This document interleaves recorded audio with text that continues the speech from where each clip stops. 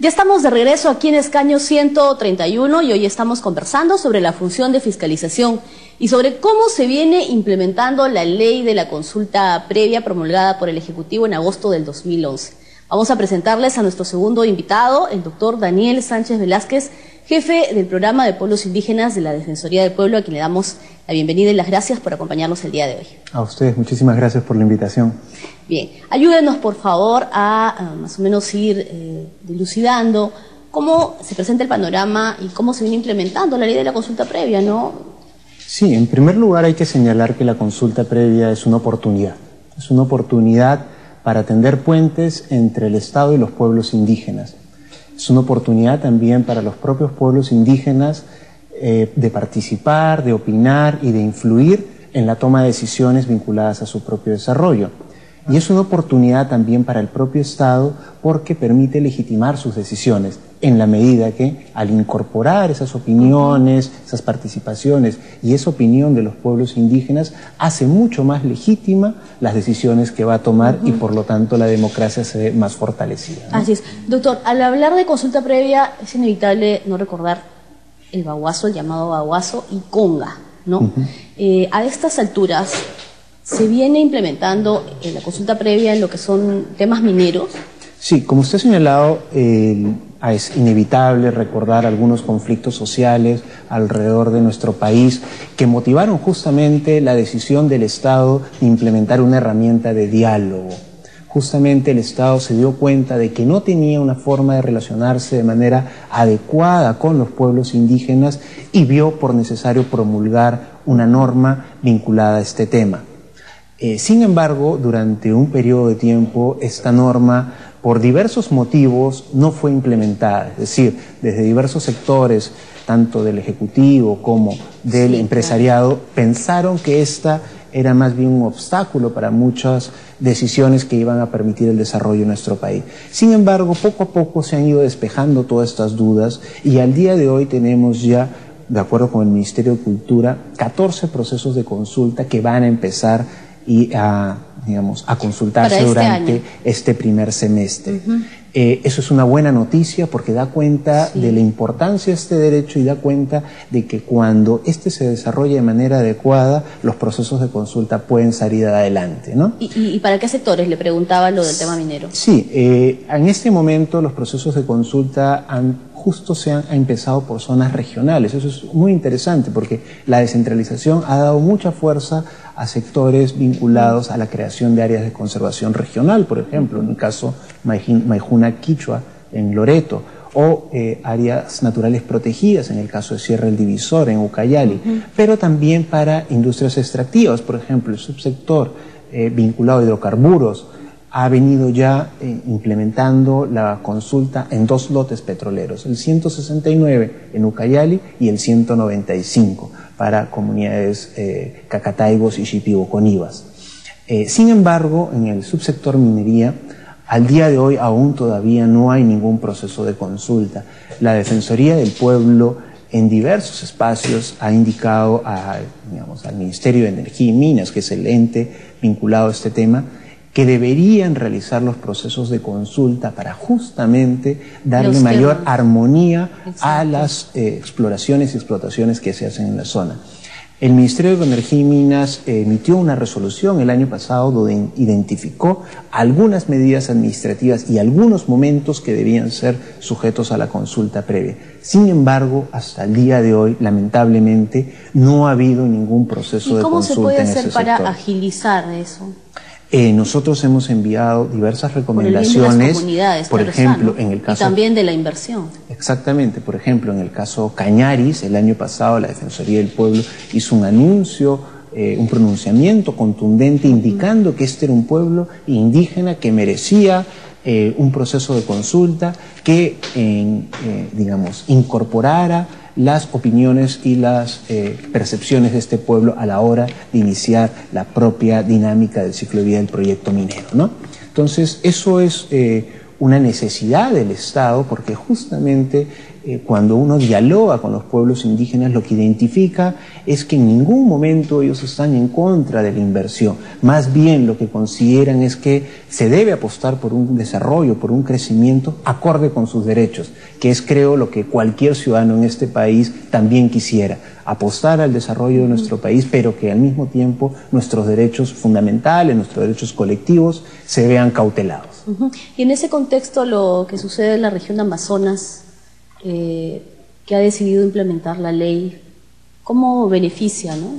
Lo que ha hecho Amazonas es emitir una ordenanza regional que justamente desarrolla la ley de consulta previa para la región en particular.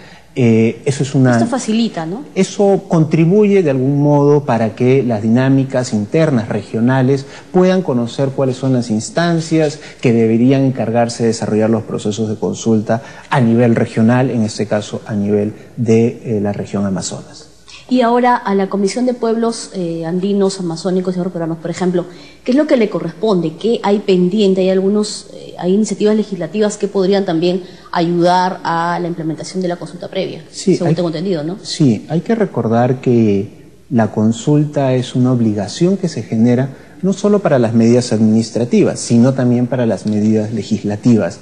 En ese escenario, el Parlamento tiene todavía una obligación pendiente de regular que los proyectos de ley que podrían afectar a pueblos indígenas sean previamente analizados dentro de un proceso de consulta previa. Hay proyectos de ley que están actualmente en diversas comisiones del Congreso que ya tienen dictamen favorable y que es necesario establecer un mecanismo para conocer cómo se va a hacer el proceso de consulta de estos proyectos de ley. Por ejemplo, ya tenemos el dictamen del proyecto de ley sobre justicia intercultural indígena, que es necesario justamente que pase por un proceso de consulta, donde los representantes de los pueblos indígenas puedan opinar. ¿Quién mejor que ellos conoce sobre estos temas de su justicia indígena? En cada contexto tienen su propio modo de ver el mundo, ¿no? Su propio, La cosmovisión es muy diversa en cada pueblo. Hay que recordar que en nuestro país hay 52 pueblos indígenas de acuerdo con el Ministerio de Cultura, es decir, 52 formas de ver nuestra realidad, y bajo 52 formas de ver un desarrollo. Esas tradiciones es como ven el mundo, ¿no? Y resuelven sus problemas. Es como finalmente el Estado tiene que entender una nueva manera de relacionarse, una manera de ser intercultural, y cada funcionario tiene que incorporar esa manera a la hora de poder ver que hay un ciudadano del otro lado. Ahora, hay un tema, ¿cómo incluimos a toda esta población que según el último censo del INEI, que se hizo en el 2007, son como 4 millones, ¿no? de indígenas en nuestro país? ¿Cómo incluir a toda esta población si toda la política de Estado está basada en el idioma castellano, por ejemplo, ¿no? Sí, ahí su pregunta tiene varias respuestas posibles, ¿no? La primera, una general, es que hay que entender que justamente la consulta no es la única herramienta para relacionarse con los pueblos indígenas. El Estado tiene que tener una política integral de relacionamiento con estas poblaciones. Una de ellas, por ejemplo, es la educación intercultural bilingüe. Nosotros el año pasado, como Defensoría del Pueblo, emitimos un informe en el cual señalábamos que si bien ha habido algunos avances en esta materia, todavía un 46% de niños y niñas indígenas no está matriculado en ninguna escuela de nuestro país.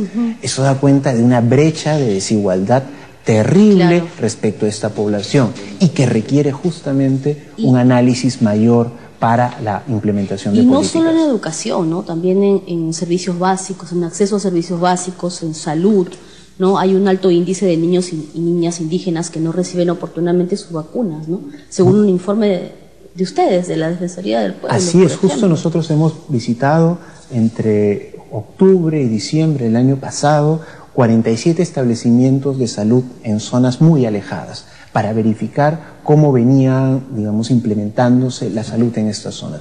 Uno puede observar que hay un conjunto de problemas, no solo de falta de medicamentos, sino incluso de que no están yendo los profesionales a trabajar a la zona. No es atractivo para muchos profesionales o técnicos ir hasta estas comunidades alejadas, lo cual genera al final una desatención que puede que en la práctica sucede una vulneración no solo a la salud, sino incluso un riesgo grave a su vida. Sí, doctor, ¿cómo no preocuparse de este sector de la población si hay el 81% de los pueblos indígenas sufre de pobreza extrema? Sí, es una realidad lamentable. Si uno superpone los mapas de pobreza con los mapas donde están los pueblos indígenas, estos calzan perfectamente. Eso da cuenta de que históricamente nuestro Estado ha excluido, no ha tomado en cuenta y ni siquiera en algunos casos ha preguntado a la población qué es lo que desea en estas zonas. Y por eso justamente la consulta es esta oportunidad que tenemos para reivindicar, para tratar por primera vez de poder entender lo que sucede la ahí. causa-consecuencia, ¿no? Muchas veces se ha dicho que recogiendo las necesidades o el modo de ver el mundo de estas comunidades es como de repente se pueden hacer mejores proyectos de inversión, ¿no? Seguro. Uno cuando conversa con muchos empresarios que trabajan coordinadamente con los pueblos de estas zonas, con las comunidades, identifica que la armonía es la mejor manera de poder, digamos, tener un proyecto de largo plazo. Es decir, no se trata aquí de ver simplemente una situación caótica o de conflictos. Hay muchos proyectos en nuestro país que vienen desarrollándose de manera armónica con los pueblos porque han tenido los propios empresarios una visión distinta de relacionamiento, una visión en la cual ven al otro como un ciudadano, como un tú a tú, y en el cual aportan mutuamente al desarrollo de la comunidad. Entonces, doctora, hay que ver la ley de la consulta previa como algo positivo, ¿no? Bien, usted lo mencionaba al iniciar la entrevista.